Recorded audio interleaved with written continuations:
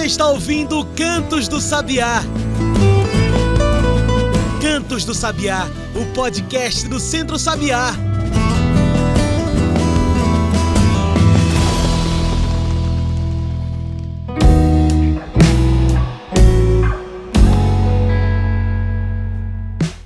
Olá a todos e todas que nos ouvem agora pelo Spotify e demais plataformas. Eu sou João Lucas e está começando agora o Cantos do Sabiá, o nosso podcast semanal sobre campo, cidade e o mundo.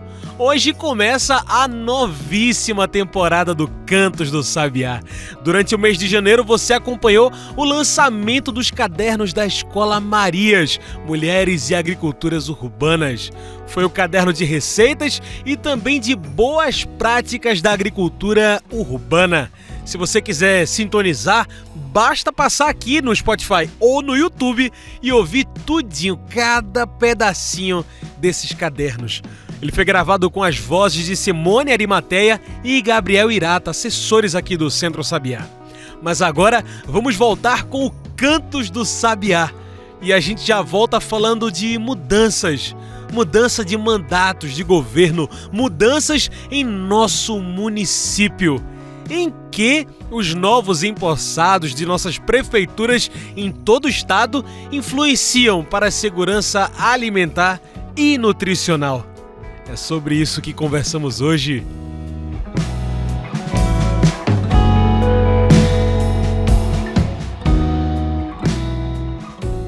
Abrimos a nova temporada de nosso programa falando sobre agora os resultados do voto de confiança que demos em nossos municípios para as eleições em 2024.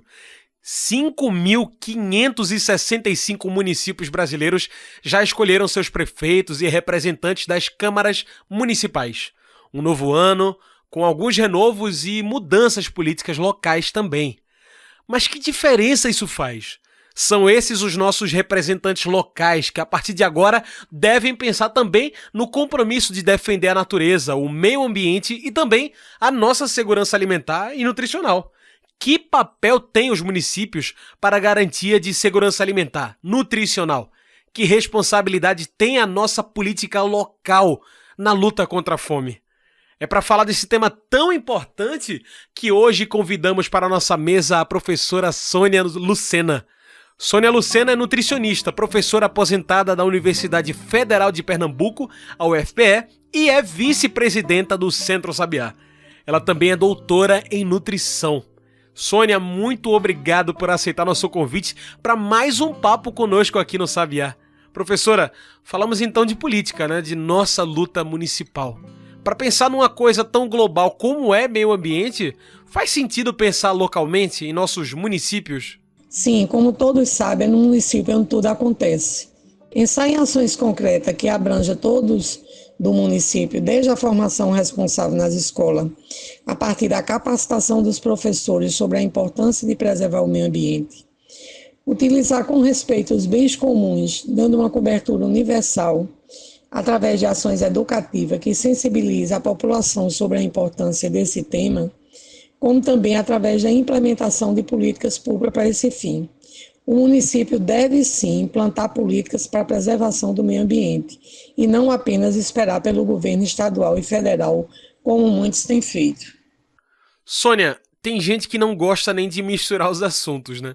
Mas falar de meio ambiente é falar de política. Por que as eleições municipais são importantes para a construção de políticas de meio ambiente, de segurança alimentar? Claro, é incompreensível essa resistência em não querer tratar politicamente os nossos problemas. Há uma tendência em confundir uma discussão política com a política partidária, o que é um total desconhecimento da realidade. Porque é impossível tratar de um tema tão importante quanto as alterações climáticas e suas consequências distanciada de uma discussão política. Dentro de um processo democrático, todas as eleições são importantes. No entanto, as eleições municipais são muito importantes por tudo que ela representa. Além dela ser definidora, na maioria das vezes, como se apresenta o jogo político, é nela que se escolhe os representantes mais próximos da população, cuja responsabilidade é definir políticas públicas voltadas para as necessidades reais da população. Presume-se que, minimamente, os prefeitos eleito conheça a realidade do município. Lamentavelmente, isso nem sempre acontece. Hoje, os mais de 5.560 municípios brasileiros já receberam seus representantes políticos. As eleições reafirmaram a democracia. Passadas as eleições, e agora? Quais as responsabilidades com o meio ambiente e com segurança alimentar que os nossos municípios têm? É difícil responder essa pergunta. Quando tratamos de um país com dimensão continental como o Brasil, com tantos municípios. No entanto, todos os dias nos deparamos com os problemas decorrentes das alterações do meio ambiente. Vivemos numa cidade como Recife, onde anualmente a população sofre com os efeitos do clima, e as medidas de contenção são insuficientes, uma vez que o problema sempre volta. Já em outros municípios, a falta de chuva traz consequências desastrosas à vida da população que ali reside. Se os gestores não se dispõem a planejar política para o enfrentamento desses problemas, contribuir e não atrapalhar as ações propostas dos governos federais e estadual já ajuda. Quanto à segurança alimentar e nutricional, temos propostas e ações concretas, esperando apenas que os gestores municipais participem minimamente aderindo a essas ações. Infelizmente, isso nem sempre acontece. Há uma tendência a se prenderem apenas a programas totalmente assistencialistas ou praticamente nenhuma ação para enfrentar esse tema. Quando a gente fala de temas tão grandes como a segurança alimentar, nutricional, a gente tende a achar que só o governo federal pode agir.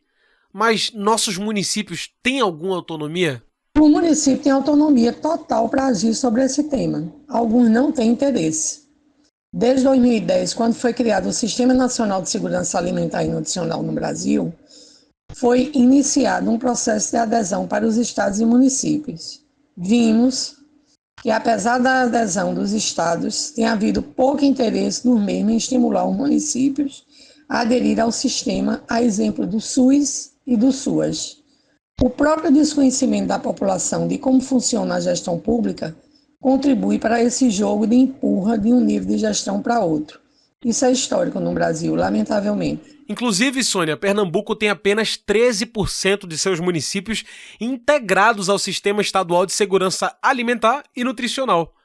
Como a agroecologia pode ser um caminho para expandir essa adesão? Aliás, o que pode ser feito para aumentar mesmo essa adesão? Pernambuco é um estado que tem se mobilizado através da sociedade civil desde 2003 para que as políticas de segurança alimentar e nutricional elas sejam uma realidade.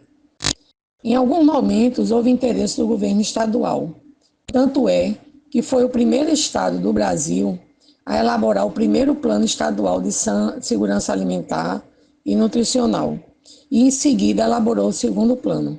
Infelizmente, essa ação não foi suficiente para convencer os municípios a fazer de suas adesões. Faltou vontade política e ações concretas que despertassem os gestores sobre esse tema. O combate à fome não é uma prioridade da maioria dos governos. Isso é histórico no Brasil.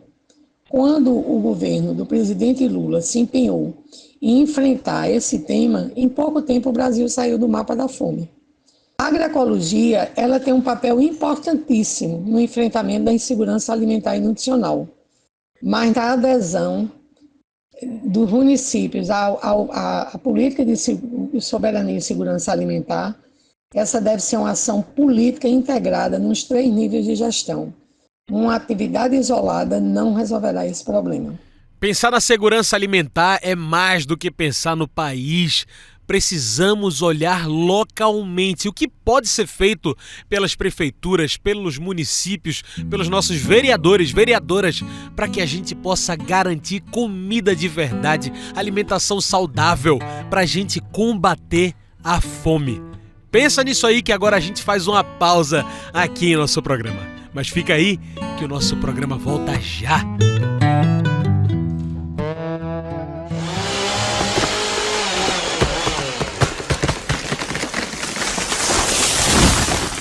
Cada árvore conta. Cada planta faz a diferença. A lenha não vale o preço da morte.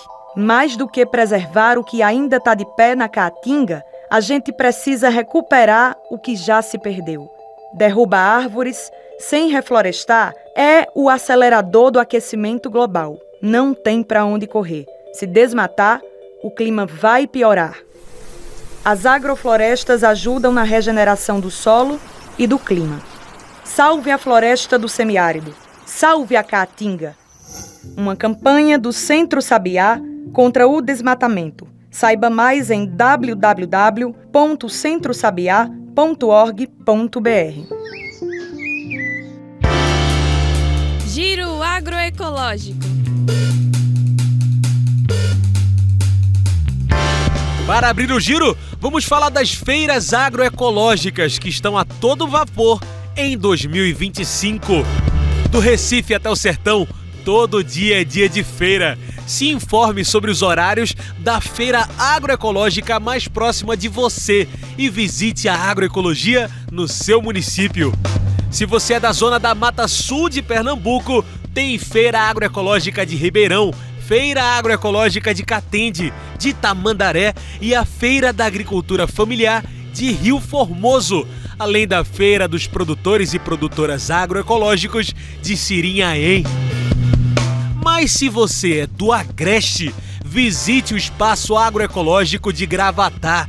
Também tem as feiras agroecológicas em Bom Jardim, Orobó, Vertentes, Surubim e a Feira da Agricultura Familiar de Agrestina.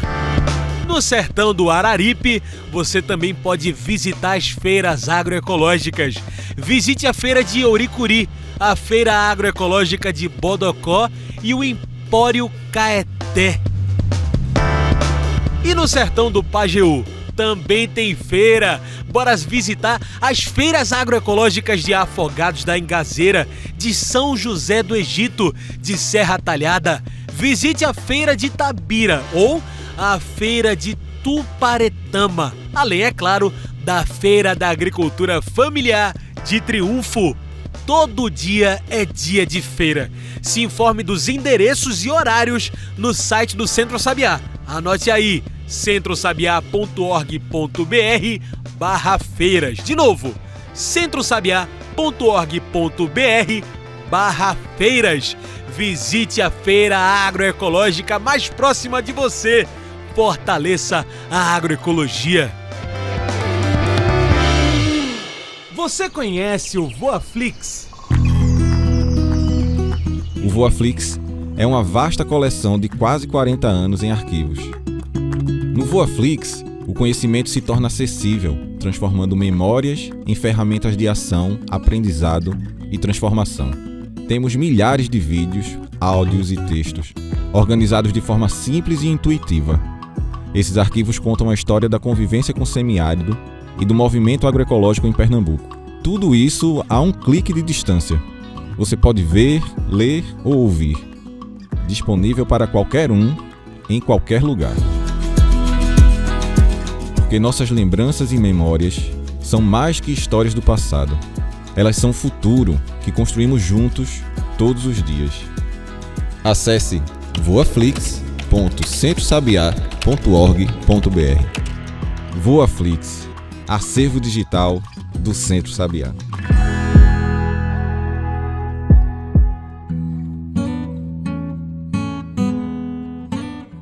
E já estamos de volta, a gente segue aqui nessa conversa sobre os municípios e a segurança alimentar em 2025. Quando a gente fala em ação municipal para que se mexam por essa segurança alimentar, não é como se já não existisse nada, né? A agricultura familiar, agroecológica já está aqui, já é solução, já é possível. Sônia, temos iniciativas agroecológicas bem-sucedidas por todo o estado.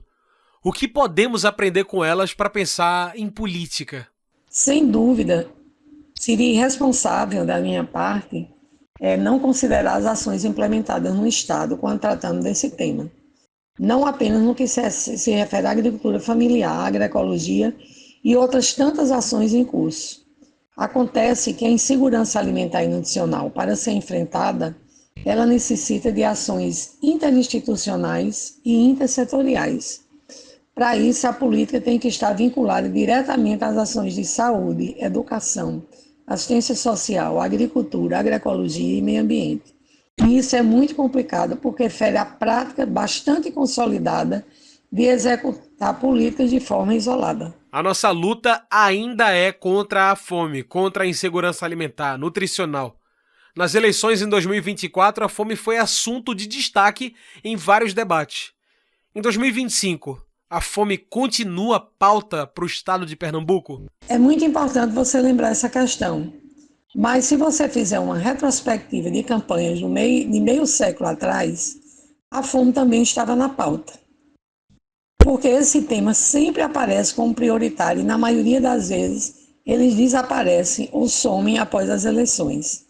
Claro que há exceções, mas tanto é verdade que a fome ainda prevalece num país onde circula entre as maiores economias do mundo e está entre os maiores produtores de alimentos.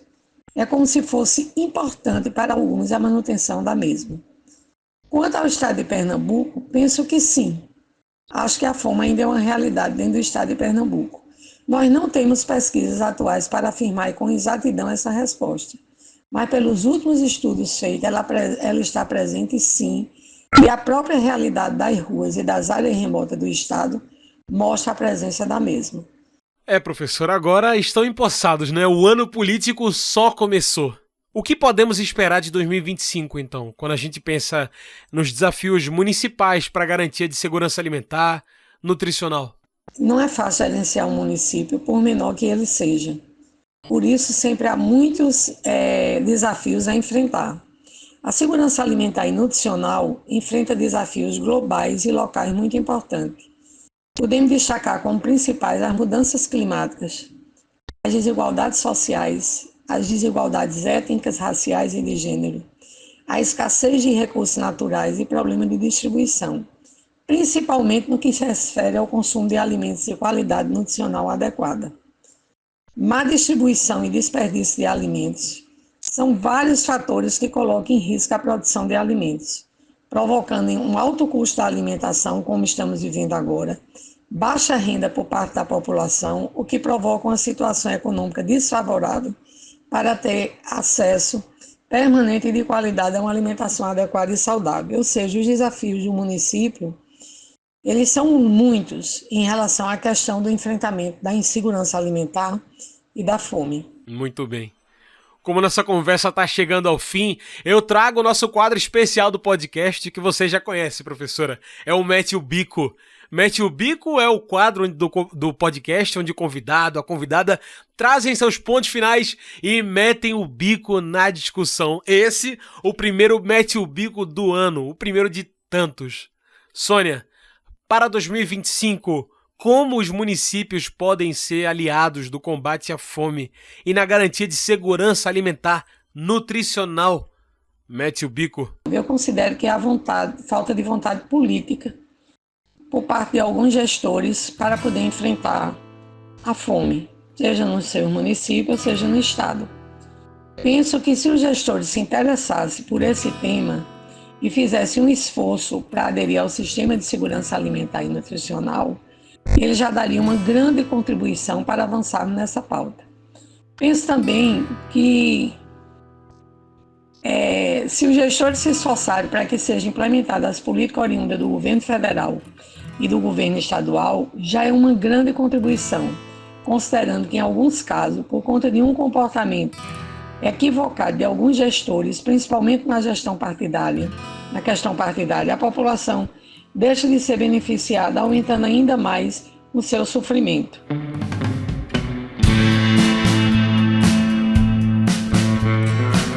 É isso, Sônia, muito obrigado pela sua participação. Mais uma aqui com a gente, né?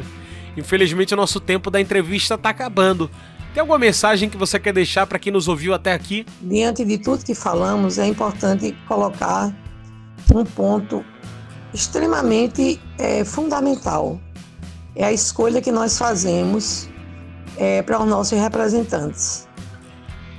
Claro que se tivesse uma vontade política expressa por parte dos nossos representantes municipais, a possibilidade da gente enfrentar a insegurança alimentar da população seria muito maior. Se desde 2010 nós temos foi criado um sistema de segurança alimentar e nutricional, onde tem uma série de ações propostas e solicita apenas que o município faça uma adesão e a partir daí ele concretiza algumas ações e políticas que estão previstas para poder resolver o problema da fome, por que é que o município não toma essa decisão? Por que esse desinteresse tão grande do município de enfrentar esse problema? Né? São pontos que a gente tem que esclarecer e tem que cobrar. O controle social ele é importantíssimo, principalmente dessas políticas públicas, para que a gente cobre do nosso representante político que ele tome as providências cabíveis e principalmente aquelas que ele assumiu durante a campanha. É comum demais você, durante as campanhas, todos os candidatos falar do enfrentamento da fome. E muitas vezes eles esquecem completamente esse assunto.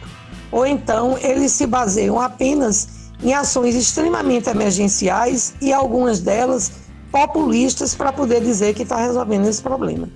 Então eu acho fundamental uma cobrança sistemática da população na solução dos seus problemas, especialmente dos problemas que mais afligem, como é o caso da insegurança alimentar. Então é isso, minha gente. Agora é observar, agora é cobrar os nossos representantes, os vereadores, prefeitos. É hora de ver a política acontecer, acompanhar. Sônia, muito obrigado por mais uma participação com a gente. Conversei com Sônia Lucena, ela que é nutricionista, professora aposentada da UFPE e vice-presidenta do Centro Sabiá. Ela é doutora em nutrição.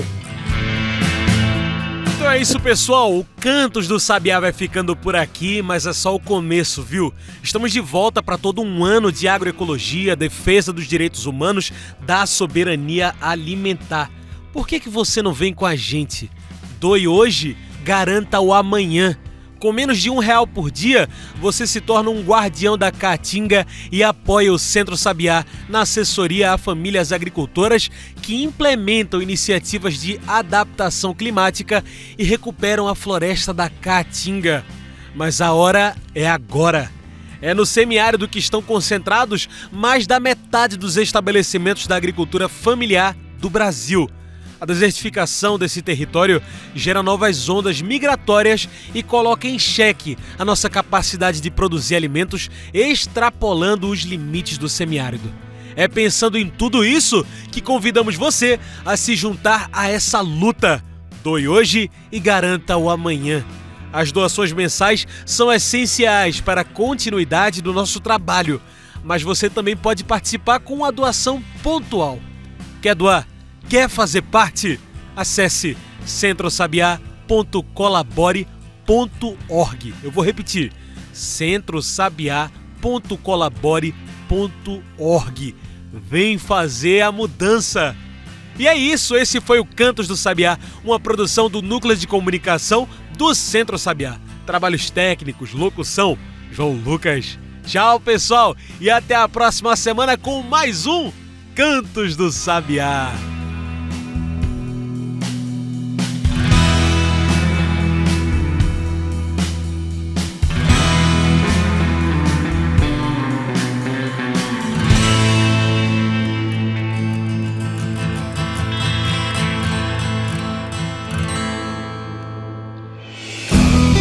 Você ouviu Cantos do Sabiá. Cantos do Sabiá, o podcast do Centro Sabiá.